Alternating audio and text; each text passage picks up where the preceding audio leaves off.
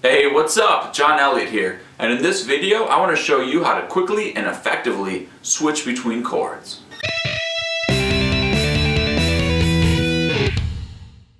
Alright, the first tip I have for you is to use anchor notes.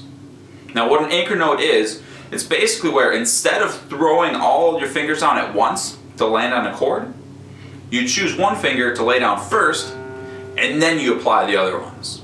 So using the example of a C major chord, I'm going to use my ring finger as the anchor note. So when I want to play it, instead of throwing all my fingers down, I just plant my ring finger first and then I apply my middle and index at the same time after.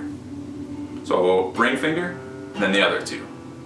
Alright, now I'm exaggerating it to show you clearly what I'm doing, but when I'm actually playing it, it's going to be a fairly fast thing. It's just like a split second. So what this does is it chops the chord into two parts, so it makes it a little easier to process. So I put my ring finger down, then I put the other ones down. Now you can use any finger that you want from the chord as an anchor note. Here's another example.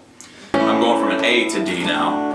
Check this out. When I'm doing the A chord, I'm going to use my ring finger as the anchor note of the D. And what I'm going to do is, I'm just going to slide my ring finger up and then play the D. So here's the A chord, slide up, there's the D. Now when you're switching from a D major chord to a G major chord, you may want to get your pinky down first and then lay the rest of the G chord down. So pinky, rest of the chord. Pinky, then the rest of the chord. Now as you get better at anchor notes, the time between the anchor note and the rest of the chord will start to just diminish more and more and more until you're basically laying all your fingers on at the same time. The second tip for switching between two chords is to see if there's any common notes between the two chords that you're switching between. So for instance, we have C major and then A minor.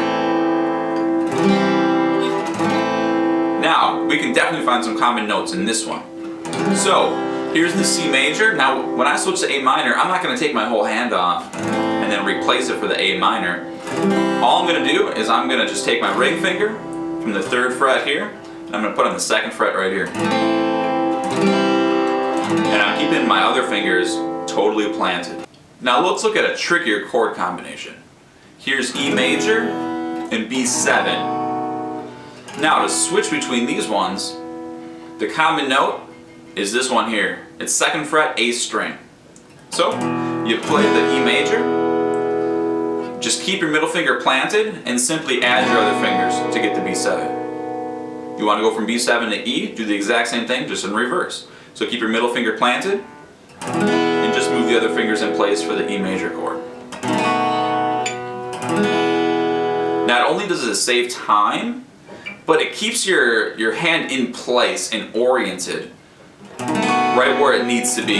If I take all my fingers off, I have to find the 2nd fret all over again. And then I take it off, I gotta find it all over again. But if I keep my middle finger here, it keeps me oriented right where I need to be when I switch to the B7 or when I switch back to the E.